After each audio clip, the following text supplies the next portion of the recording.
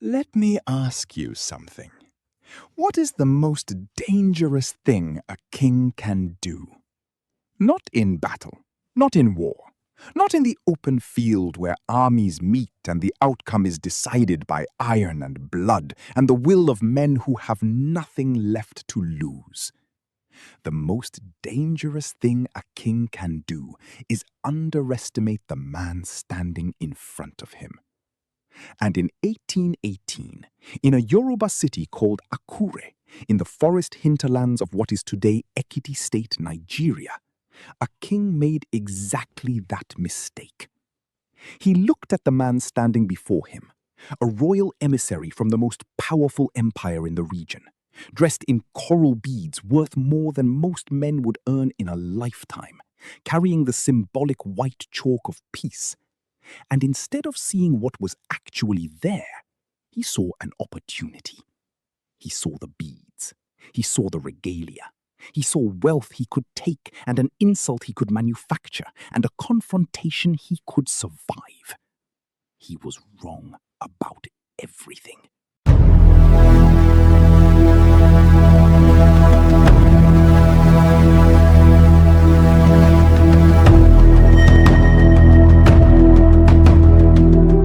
What followed was one of the most dramatic, most devastating, and most completely forgotten wars in the history of pre-colonial Nigeria.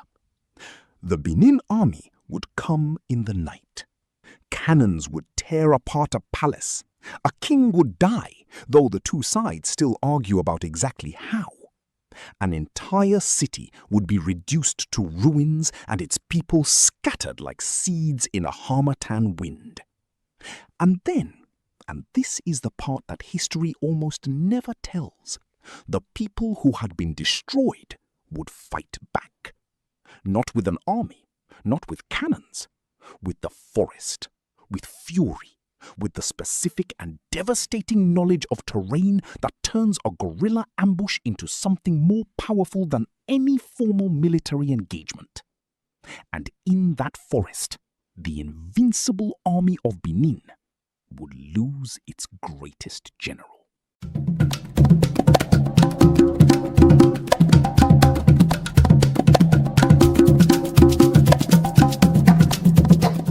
My name is Uzama. I was born in this story. My ancestors walked these paths. And today, I am going to tell you everything. The diplomacy that broke down, the night the cannons fired, the capture that shook Benin to its foundations, and the severed head that a flutist carried home through the forest. This is the great Benin-Akure War of 1818. And it begins as all the most consequential things begin. Not with a cannon, not with an army, not with a declaration of war. It begins with a piece of white chalk. Before I tell you what happened in 1818, I need to tell you about the world that made it possible. Because this war did not begin with the killing of an emissary. That was the spark. But the fire had been building for decades, in the specific relationship between two ancient kingdoms whose histories were so deeply entangled that it was sometimes difficult to tell where one ended and the other began. The Kingdom of Benin. If you know anything about pre-colonial West Africa, if you have seen the extraordinary bronze castings in museums in London and Berlin and Vienna, if you have read about the walled city that European visitors in the 15th century described as comparable to Amsterdam in its scale and organization, then you know something about Benin. The Benin Empire, at its height in the 15th and 16th centuries, was one of the most powerful states in West Africa. Its Oba, its divine king, commanded armies that had extended Benin's reach across a vast territory. Its artisans produced work of such extraordinary quality that European collectors, when they first encountered it in the 19th century, refused to believe that Africans could have made it. By the early 19th century, Benin's imperial reach had contracted somewhat from its greatest extent. But contracted is not the same as diminished. Benin was still, in 1816, a formidable state, with trade networks extending westward into Yoruba land, with tributary relationships across an enormous territory, and with a new Oba who had very specific ideas about how those relationships should be maintained. That Oba was Osemwendi. He had come to the throne in 1816 after a turbulent succession struggle. He was determined, in the specific way that rulers who have fought for power are always determined, to reassert royal authority, to remind the world that the Benin Empire was not a historical memory, but a living political force that expected the respect and the tribute it was owed.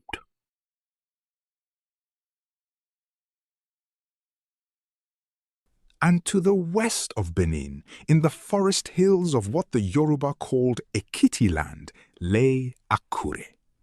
Akure was and is a Yoruba city.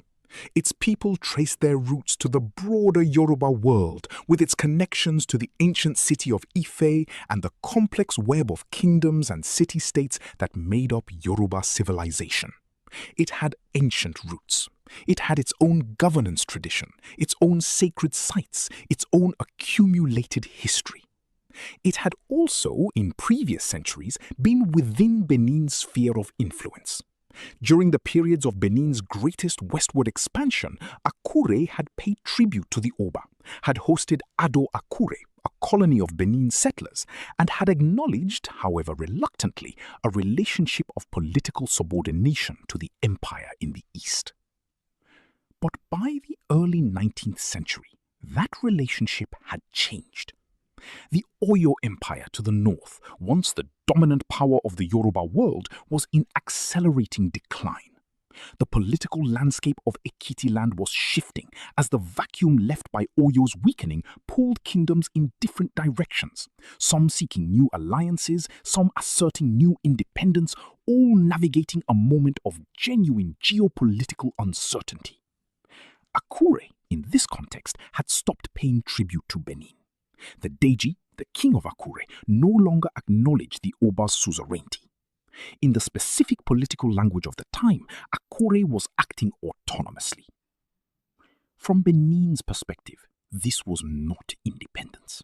It was rebellion. And rebellion in the worldview of the Benin Empire had consequences. When Oba Osemwende came to the throne in 1816, he did what every new Oba did. He sent messengers. The tradition was ancient and clearly understood throughout the region.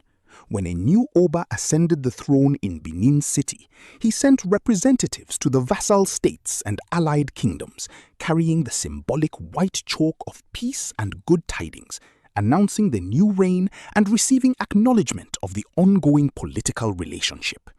It was diplomacy. It was ceremony. It was the renewal of the bonds that held the empire together. The man chosen to carry this message to Akure was a senior Benin chief named Osagbae. He was a palace chief of the Iwebo Guild, one of the important administrative bodies of the Benin royal court. His selection for this mission communicated the seriousness with which Oba Osemwende regarded the Akure relationship. He was not sending a junior messenger. He was sending a man of genuine standing.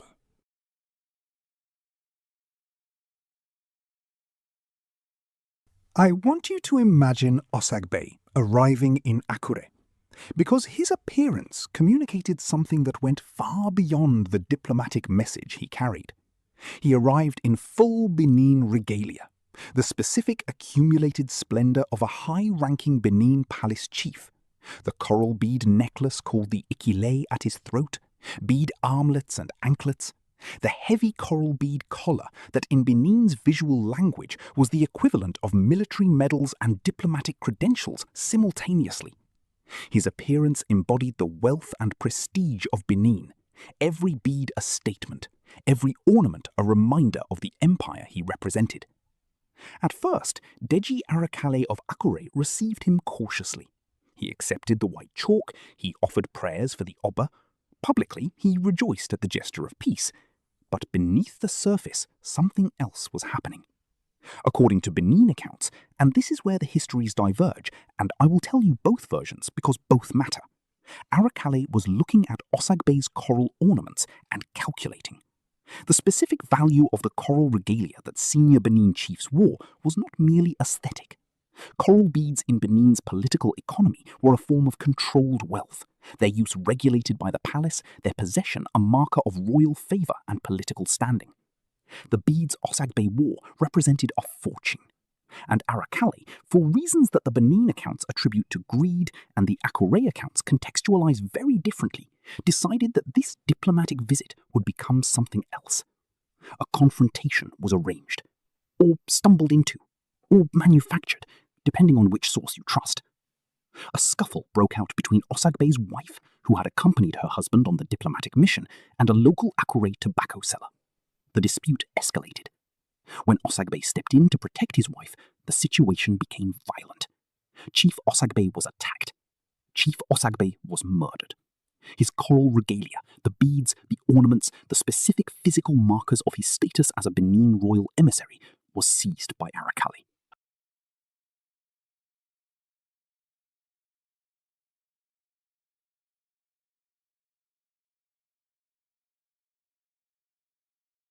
I need you to understand what had just happened in the political language of the time. The killing of a royal emissary was not merely murder, it was a declaration.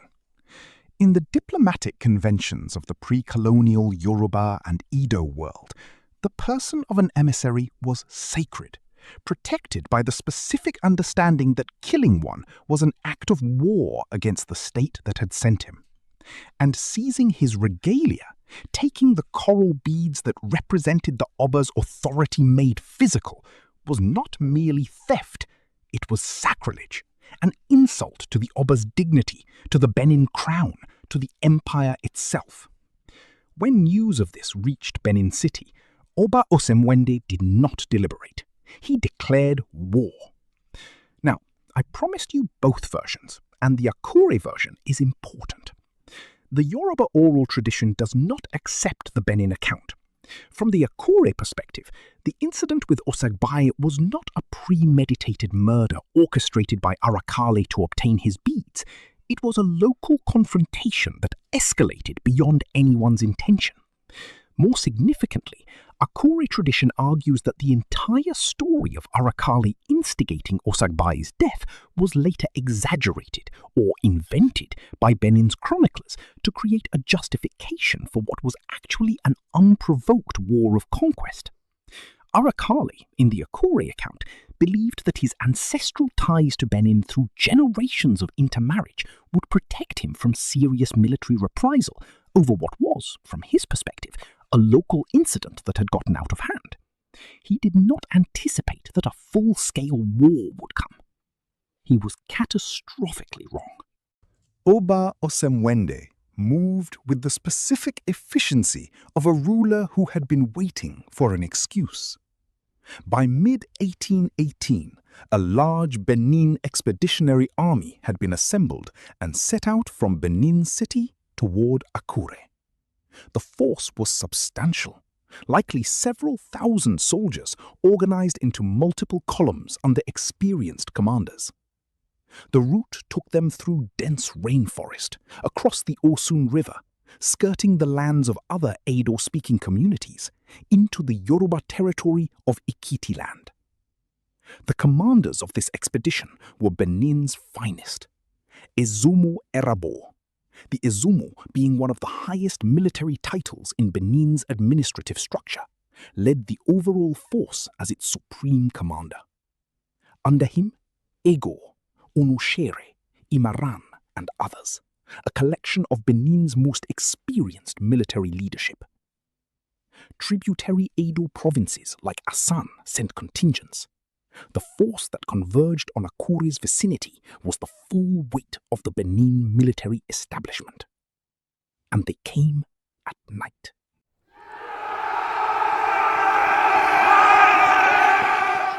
The tactical decision to attack at night was deliberate and devastating. Akure's defenders, however brave, however determined, could not effectively organize a coordinated response to an assault that came from multiple directions simultaneously in darkness. The psychological impact of being attacked at night, when defenses were lowest and the ability to assess and respond to threats was most compromised, was part of the strategy. The Benin army executed a three-directional assault. Igor's column advanced from Okaro. Onoshere's division breached another gate. Imoran's forces came in via a third quarter. And on a rise called Okitiji, just outside the city, Ezomo deployed Benin's ultimate argument: the cannons. The cannon shots fired by Omanoya, one of the artillery specialists with the Benin force, exploded through the darkness and smashed into Deji Arakale's palace, which was roughly a mile away.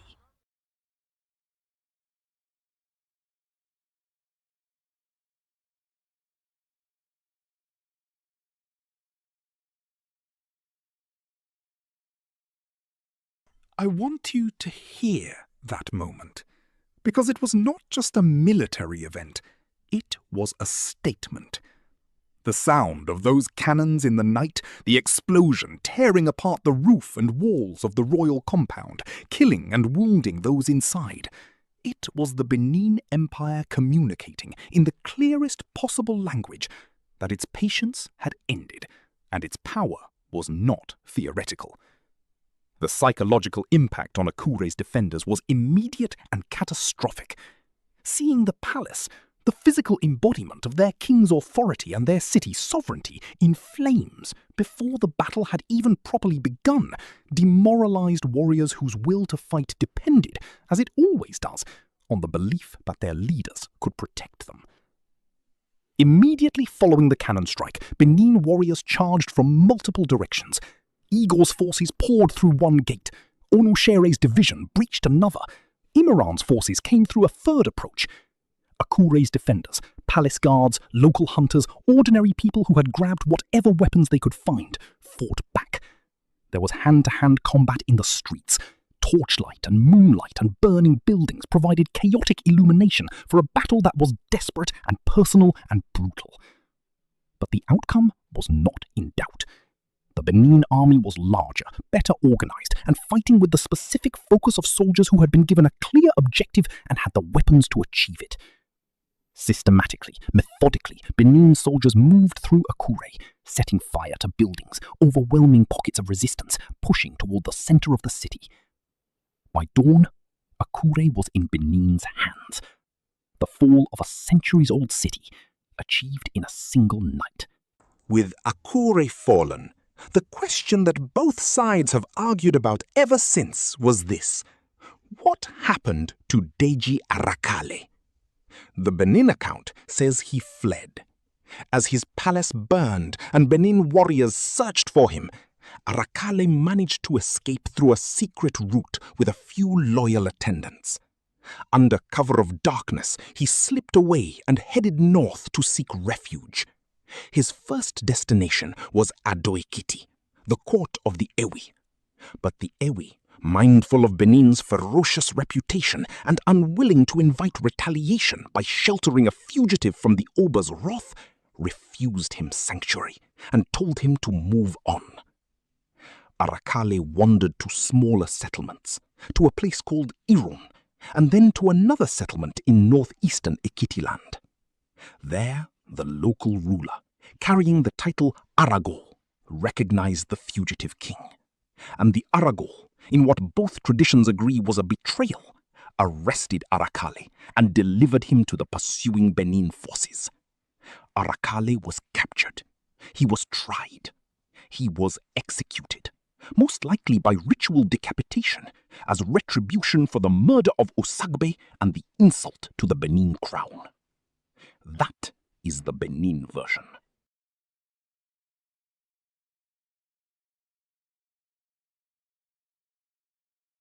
The Akure version is entirely different, and I want to give it to you with the same seriousness I gave the Benin account, because the Akure people's memory of this event is not less valid simply because their king lost the war.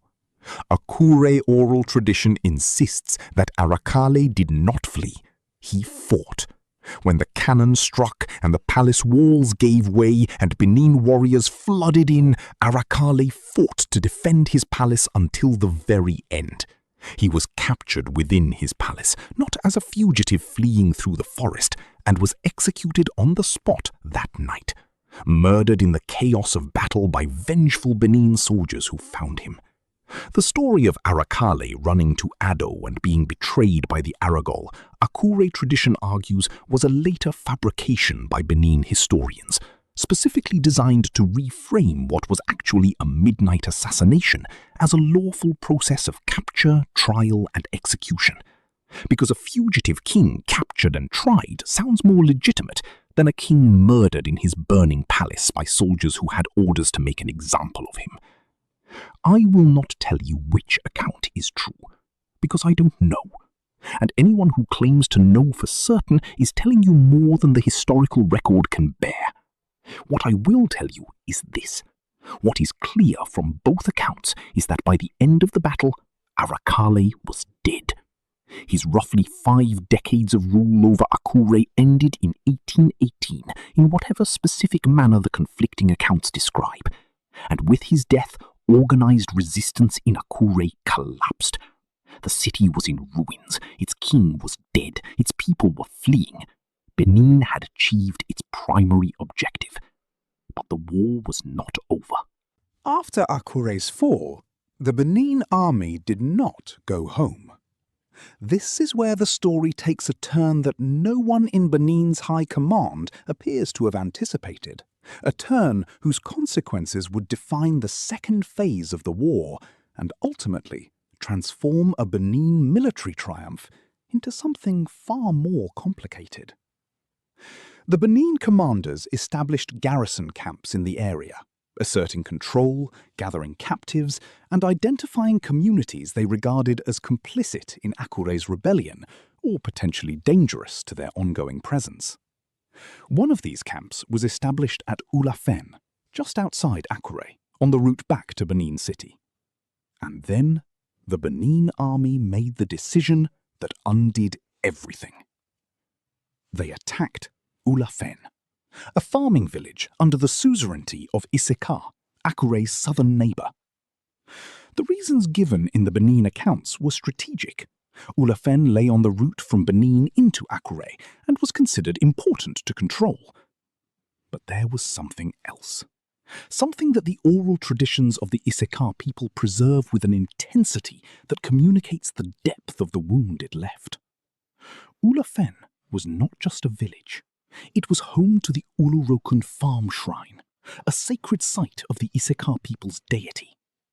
And there was, according to tradition, an ancient agreement, a pact between Benin and the Iseka people to spare each other's sanctuaries. The Benin soldiers broke that pact. What followed at Ulafen was not a battle. It was a massacre. Benin soldiers slaughtered women and children. They torched homes. They plundered assets. They desecrated the Olurokun shrine, the sacred symbol of a people's relationship with the divine, and set up their camp on the blood-soaked ground where the sacred objects had stood. Within minutes, virtually the entire village was destroyed. Only a handful of able-bodied men managed to flee into the forest. When news of the Olurokun massacre reached the Iaripo of Iseka, the ruling chief of the Iseka people, he was both grief-stricken and enraged. The Iseka had hoped to stay out of the Benin-Akure conflict. It was not their war. It was not their quarrel with Benin. But now it was. War had come to their doorstep. Their people had been killed. Their sacred shrine had been desecrated. The ancient pact had been broken by the very people who were supposed to honor it. The Iaripo made his decision. He ordered the relocation of the Olurokun to a safe location, protecting the divine before he protected the human. and then he summoned the Ashamo. The Ashamo of Iseka were not an ordinary fighting force. They were an elite. Young men hardened by the Osubu initiation, swift and silent in the bush, intimate with the forest terrain in the specific way that only people who have grown up moving through it can be. They were not trained for open field warfare. They were trained for exactly what the next few weeks would require. Guerrilla warfare, ambush, pursuit through dense forest, the specific military intelligence of terrain. And crucially, they were armed. The Ashamo had acquired flintlock rifles through coastal trade. In a military landscape where firearms were still a significant tactical advantage, the Ashamo were not the spear and bow fighters that the Benin army had defeated at Akure. They were a firearms-equipped guerrilla force with intimate knowledge of the territory they were defending. The Iyaripo gave them a threefold mission: rescue any captives being held by the Benin forces, attack the Benin camps, target the enemy leaders specifically to exact revenge for Ulafen, and to decapitate the military authority that was holding the invading army together. What followed was one of the most remarkable military reversals in the history of pre-colonial southern Nigeria. The first major counterstrike came in the forest. Benin generals Edogu and Isigi had been leading a detachment of Benin troops withdrawing eastward toward Benin City, carrying with them a column of captives. Among those captives, the village head of Ulafen, some of Arakale's family members, and dozens of Akure men, women, and children who had survived the initial assault only to face a future of slavery or worse in Benin City. The Ashamo tracked them into the forest of Oasusu, a dense area along the Benin-Akure road where the canopy pressed down and the undergrowth was thick and the sightlines were measured in yards rather than miles. The Ashamo warriors, led by Commander Yagu Abuada, fell upon the Benin column. They used everything they had: their knowledge of the terrain, their flintlock rifles, their speed through undergrowth that slowed the Benin soldiers who did not know the paths. They encircled the column. They attacked from multiple angles simultaneously. In a running ambush, Generals Edogu and Isigi were both killed, shot and speared down in the confusion of forest battle. The Benin soldiers with them fell in numbers, and the captives, the men and women and children being marched towards slavery, were freed. The Bale Ukuni of Ulafen was freed. Akure men, women, and children were freed. They would not go to Benin in chains.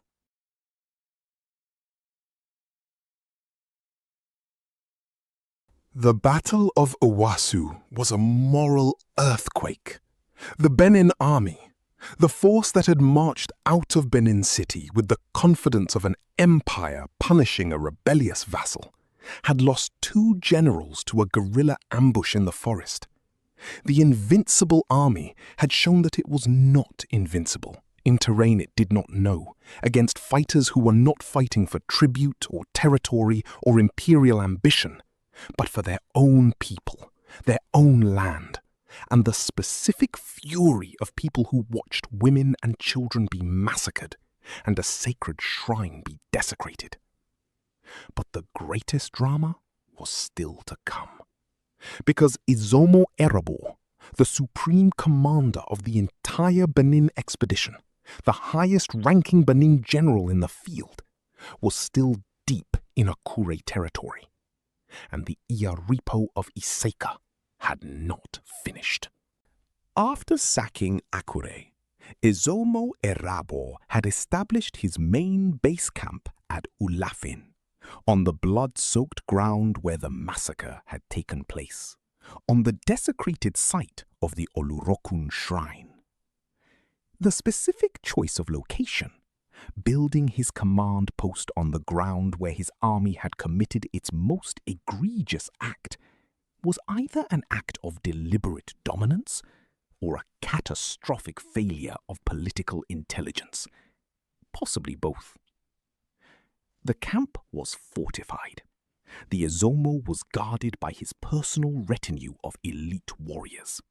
He had the resources and the firepower of the Benin Empire's main expeditionary force around him. He was also waiting, possibly for his scattered units to regroup before the journey home, possibly simply resting his men. He did not know what was coming.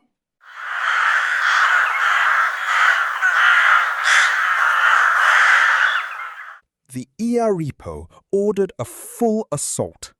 He was joined by fighters from Akure who had escaped the initial invasion, men with their own reasons for wanting Benin to pay, and by two famed mercenaries, Apar and Alalita, who brought additional fighting capacity. The plan was sophisticated. A frontal assault group would hit the camp directly, drawing the Benin defenders' attention and firepower to the entrance, pinning them down, making them commit their energy to the front. While they were committed to the front, a second group, under a young warrior named Okodana, would execute a flanking maneuver of extraordinary audacity, taking a hand-picked band of Ashamo fighters, crossing a river secretly, and coming around to attack the Benin camp from the rear simultaneously. The timing had to be perfect. The secrecy of the flanking movement had to hold. The frontal group had to maintain pressure without breaking. On the chosen day, the combined Yoruba forces moved. The frontal assault hit the camp entrance with everything it had: musket fire, direct charges, the specific aggressive pressure of fighters who needed the Benin defenders focused entirely on them. And from behind, Okodana's unit came over the river. The Benin camp, which had been organized to defend against a frontal assault, found itself simultaneously attacked from front and rear. The rear attack, coming through the section of the perimeter that the defenders had not been watching, threw the entire Benin formation into chaos.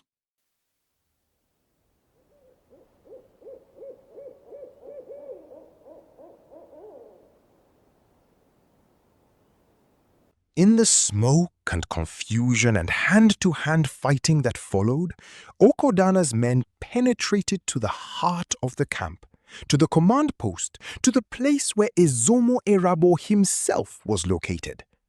The Ezomo's elite personal guards were overwhelmed by the combination of the assault's ferocity and the complete surprise of its direction.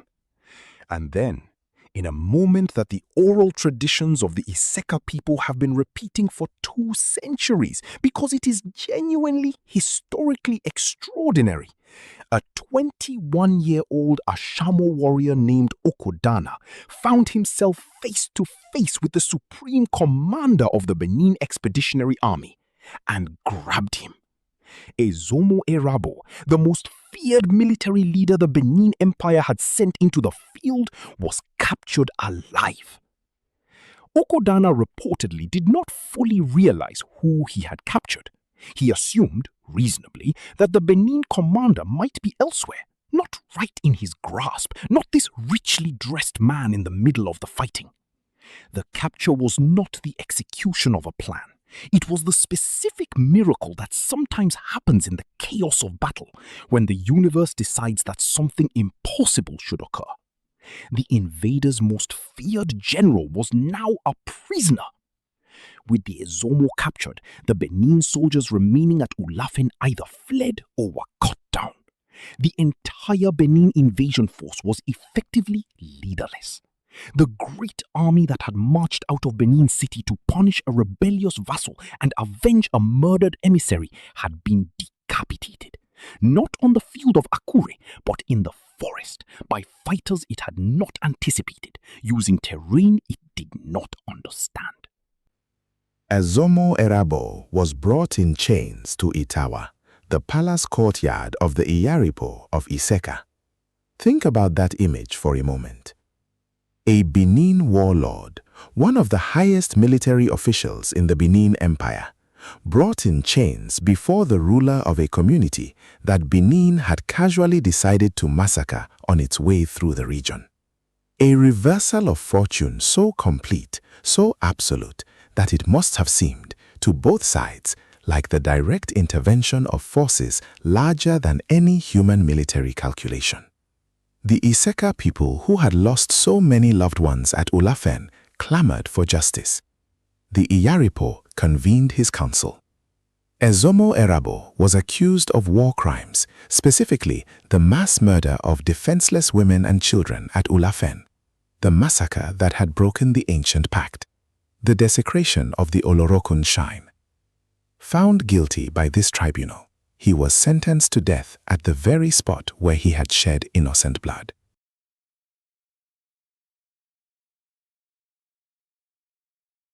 And then, in one of the most extraordinary moments in this entire extraordinary story, something happened that no one was expecting. The Ezomo had a concealed pistol, hidden under his elaborate war garment, beneath the layers of ceremonial dress and military insignia that had identified him as the supreme Benin commander. There was a small gun that his captors had not found. His flutist, the royal musician who accompanied the Ezomo on campaign, who had also been captured but had been spared because the Iseka deity Olorokun forbade harming non-combatants, began to play. Not music for the sake of music. Specific notes, a signal, a code between the Ezomo and his flutist, worked out in whatever private language two men develop when they spend their professional lives together, the general and the musician, the sword and the song. The Ezomo heard the signal. He drew the pistol and fired. The shot struck a teenage Ashama warrior who was standing nearby, a boy carrying a powder keg who had been part of the force that captured the general. He died.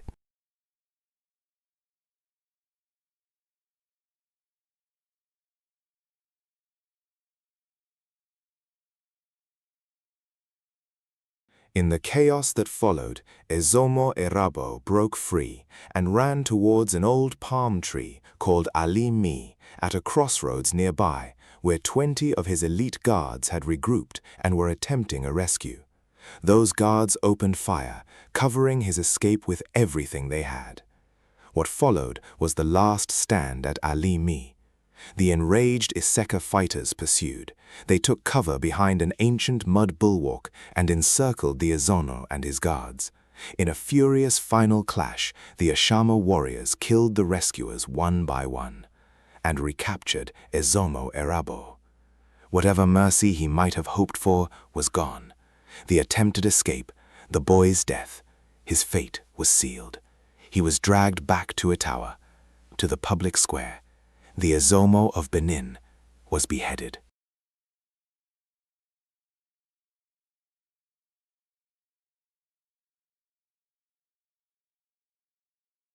His execution was both punitive and ritual, a sacrifice to appease the souls of the slain at Ulafen, and a message to Benin that its army had paid for what it had done.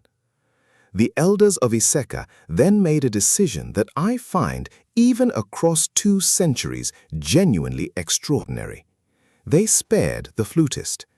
Their deity, Olorokun, forbade killing those in certain non-combatant professions, musicians, artists, healers.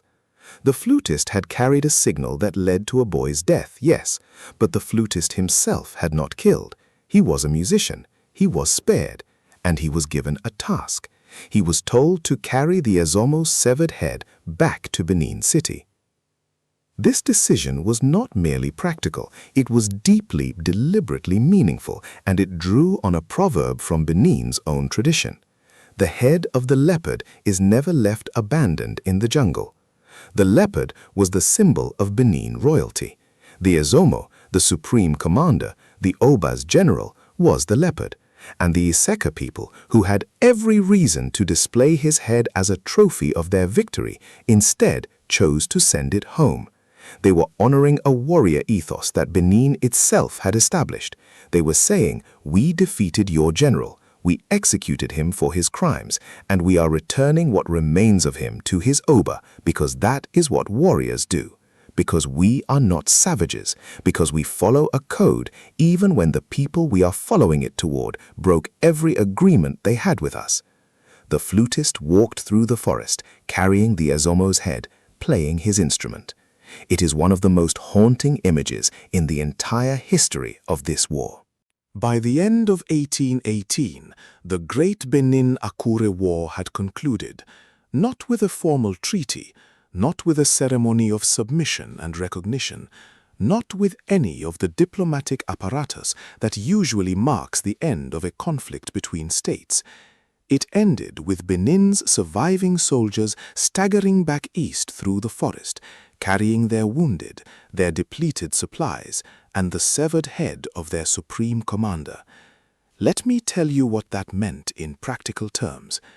Every senior Benin commander who had led the expedition was dead or missing. Edogu and Isigi, killed at the Battle of Oasusu. Ezomo Erabor, executed at Itawa. Onushere, Yoruba accounts say he too was killed in action, ambushed on his return journey and hanged. Benin records claim he died of illness. The specific disagreement between those two accounts tells you everything you need to know about how badly things had gone. Only Imaran, the third senior Benin commander, may have survived, and the accounts of how vary widely. Beyond the loss of leadership, there was the disease. Smallpox had broken out in the Benin force, afflicting many soldiers and possibly the Ezomo himself before his capture. An army fighting in unfamiliar tropical terrain, extended beyond its supply lines, without fresh reinforcements, facing guerrilla opposition that it had no tactical doctrine for managing, was always going to pay a biological price alongside the military one. The proud army that had marched out of Benin City to punish a rebellious vassal returned in fragments, some by combat, some by disease. For Akure, the consequences were catastrophic. The city lay in ruins. Its population had plummeted, many killed in the initial assault, others taken captive to Benin before the Ashamo could free them, the rest scattered into the hills. Those who survived gathered at a rocky hill called Okitipupa, meaning hill of refuge outside the city. There, they established a temporary camp that gradually became a makeshift settlement in exile. For years after 1818, Akure, as a functioning urban center, ceased to exist. It became a ghost town, empty streets, burned compounds, the silence of a city that had been destroyed in a single night. The survivors on Okitipupa were refugees, traumatized, leaderless, without a king, without his city, without the institutional structures that had organized their lives for generations. Akure had no organized Deji for a time. Their king was dead. Anyone with a legitimate claim to the throne was either hiding, enslaved, or dead. The Benin Empire, having achieved its military objectives, left behind a vassal state so thoroughly destroyed that reasserting its control would require starting almost from the beginning. The Great Benin-Akure War of 1818 lasted perhaps only weeks or months in its active phase, but its consequences echoed for decades, in the ruins of Akure, in the trauma of its scattered people, in the specific political arrangements that followed as Benin attempted to govern through a client king installed in the court of its former enemies. And it echoes still. I want to tell you why this story matters beyond its intrinsic fascination. It matters because it is a complete story. It has everything that great history has: the diplomatic failure that becomes a casus belli, the overwhelming military force that achieves its primary objective, the unexpected resistance of people who had been written off, the brilliant tactical reversal that transforms defeat into something more complicated, the moral accounting that happens when an invading army commits atrocities and pays for them in ways it did not anticipate. It matters because it shows us something about the nature of military power that is as true today as it was in 1818, that overwhelming force can win a battle and lose a war, that the army that burns your village and desecrates your shrine has not defeated you. It has given you a reason that no military calculation can extinguish.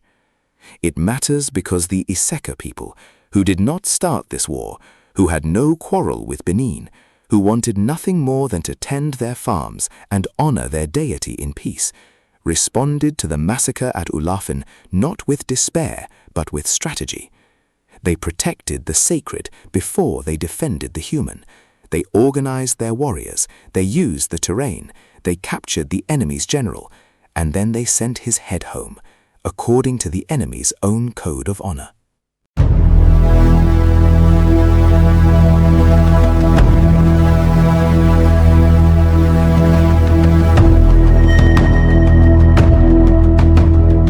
And it matters because this story, like so many stories of pre-colonial African history, has been allowed to sit in the shadows, preserved in oral traditions, in the memories of communities, in the specific knowledge of descendants who know what happened because their grandparents told them and their grandparents' grandparents told them, but not in textbooks, not in mainstream historical documentaries, not in the curriculum that tells us who we are and where we came from.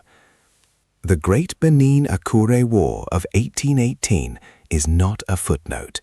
It is a complete story of power and resistance, of diplomatic betrayal and military consequence, of the specific courage of people who were destroyed and decided to destroy back, of the cultural intelligence of a people who could execute an enemy general and simultaneously honor the code that made him worth executing properly. It is Nigerian history, it is African history, and it is, from the white chalk that started it to the flutist who ended it, walking through the forest with the Ezomo's head, one of the most extraordinary stories I have ever had the privilege of telling.